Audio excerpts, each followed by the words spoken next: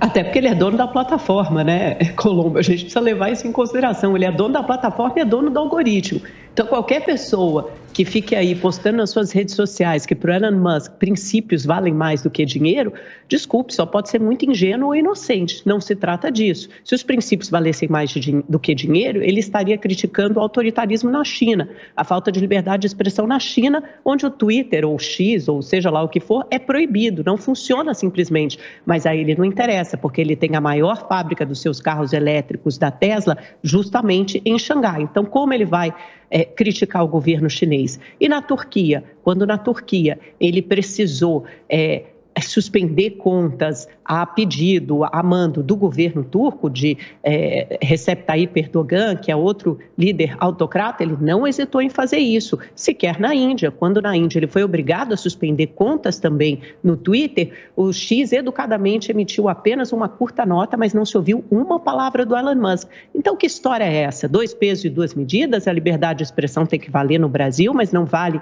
em outros países nos quais ele tem negócio, ou dos líderes que ele admira e é amigo? Não faz o menor sentido. Esse personagem claramente tem uma agenda política, tem uma agenda econômica e age movido por esses interesses econômicos e políticos, seja porque é contra a regulamentação das plataformas que avançava aqui no Brasil, seja porque quer fazer parte dessa direita coordenada, articulada, transnacional, como é amigo do Milei, como é amigo do Trump, é amigo do Bolsonaro também, quer simplesmente inverter o discurso, fazer parecer com que essas pessoas que pregonizaram golpe agora são vítimas de uma perseguição do judiciário, são vítimas da ditadura do judiciário. E ele sabe fazer isso muito bem, porque é o que você falou, Colombo, há dias estamos discutindo e o debate está totalmente dominado por esse assunto. Por quê? Porque ele é o dono da plataforma e porque ele é o dono do algoritmo, e o algoritmo não é algo neutro. Se alguém ainda tinha dúvida de que as redes sociais são um ambiente neutro, em que todas as opiniões e críticas transitam, navegam da mesma forma, por favor, não tenham mais essa dúvida. O algoritmo, ele age segundo os interesses de alguém, os interesses de alguém que é dono desse algoritmo. O Elon Musk hoje é um símbolo da extrema-direita. Essa semana ele vai encontrar, por exemplo, o Javier Milei da Argentina. Não duvido que ele queira participar mais dos negócios e dos interesses do Brasil, porque a ele interessa inflamar o debate. E é exatamente isso que ele está conseguindo, inflamar o debate, inverter uma narrativa, inverter o discurso, inverter a retórica. E, no fim, se trata disso, né? De aparências, o discurso que vai ser dominante. Parece que isso importa mais do que os fatos e do que a verdade. Caio, esse embate amplia a polarização? Olá, Leandro. Olá, doutor Zé Eduardo. Saudações à nossa audiência. Bom, eu particularmente considero esse tópico da polarização muito saudável.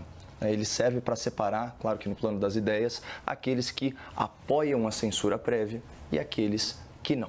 Vamos aos fatos. Sábado, 6 de abril de 2024, Elon Musk, proprietário do X, antigo Twitter, questiona o ministro Alexandre de Moraes do STF no seu próprio perfil. Aspas, por que o senhor está exigindo tanta censura no Brasil?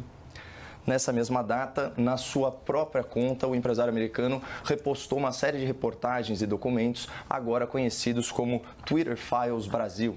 Então, compilados aí pelo jornalista americano Michael Shellenberger, esses arquivos do Twitter Brasil revelam aí o desconforto e a indignação dos funcionários dessa rede social ao lidar com exigências judiciais atípicas e controversas. Ao comentar essa matéria, o Elon Musk afirmou: essa censura agressiva parece violar a lei e a vontade popular dos brasileiros. E na sequência, o empresário anunciou: nós estamos suspendendo todas as restrições, ou seja, as ordens de censura. Esse juiz, em referência ao senhor Alexandre de Moraes, aplicou multas pesadas, ameaçou prender nossos funcionários e tirar do ar o X, o antigo Twitter, aqui do Brasil.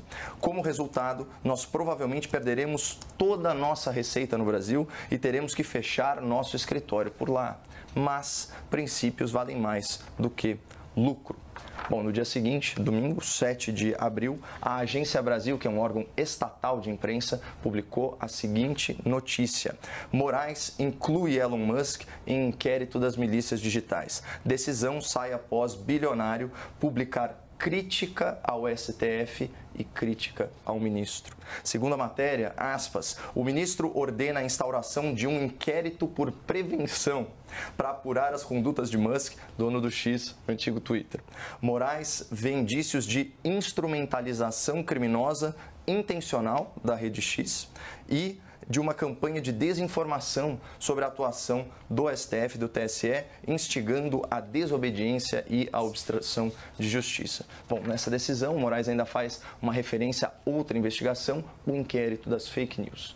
Curiosamente, o Ministério Público, lá atrás, pediu o arquivamento de ambas essas investigações e denunciou em manifestações oficiais vícios ao devido processo legal e violações à Constituição nesses procedimentos. Então, nesse sentido, é importante lembrar aqui ao telespectador que a Constituição brasileira é cristalina em relação à censura prévia e às chamadas sanções de mordaça, aquelas que impedem o cidadão de se manifestar. Artigo 5º, inciso 9, é livre a expressão da atividade intelectual, artística, científica e de comunicação, independentemente de censura ou licença. E aí, esse princípio ele vai encontrar novo reforço em outro dispositivo, que é o artigo 220, que diz: a manifestação do pensamento, a criação, a expressão e a informação sob qualquer forma, processo ou veículo não sofrerão qualquer restrição. E o parágrafo 2º ainda explicita: é vedada toda e qualquer censura de natureza política, ideológica e artística. Portanto, não é necessário ter o intelecto de um cientista da NASA para compreender que a lei maior impede o Estado de calar vozes, especialmente nas fases de investigação, que antecede o processo, que antecede o julgamento e uma eventual condenação definitiva. Lula da Silva, por exemplo, quando estava hospedado lá na Polícia Federal, condenado em 3 instâncias por corrupção e lavagem de dinheiro, ele possuía uma conta ativa no seu X, o antigo Twitter.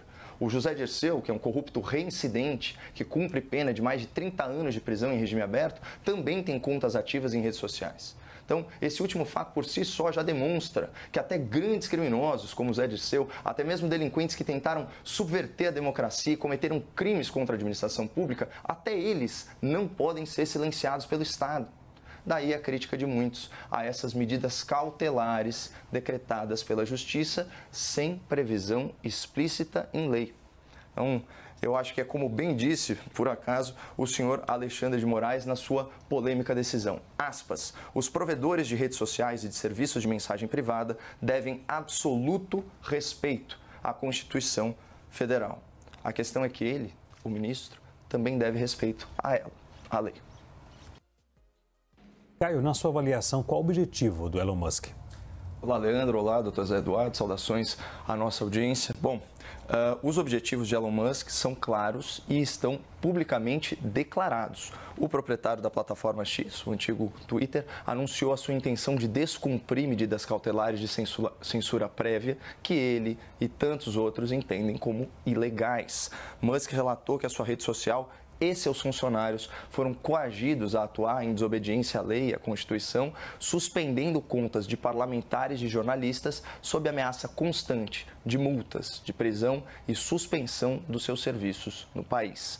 Musk também se comprometeu a divulgar essas eventuais violações à legislação brasileira por parte de autoridades judiciais e sugeriu a renúncia ou o impeachment do senhor Alexandre de Moraes, que é presidente do TSE, ministro do STF e relator daqueles controversos inquéritos das fake news e das milícias digitais, ambas essas investigações contestadas pelo Ministério Público Federal, que pediu seu arquivamento, mas foi solenemente ignorada pelo nosso ilustre ministro. Bom, examinando aqui as postagens recentes do senhor Musk, que datam de 8 de abril, é possível entender, é possível contextualizar a linha de raciocínio do empresário.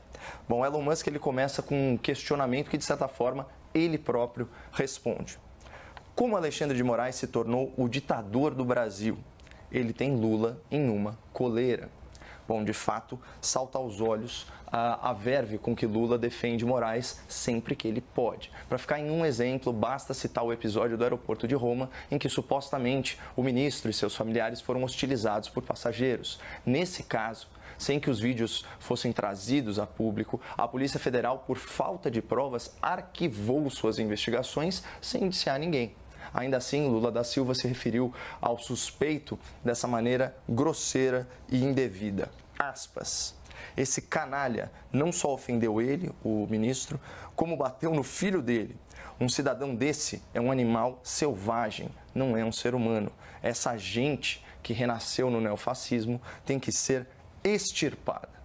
Bom, o Lula nunca se desculpou pela injúria e por ter insultado um homem inocente. Mas vamos retomar aqui o que postou Musk na sua rede, o X antigo Twitter.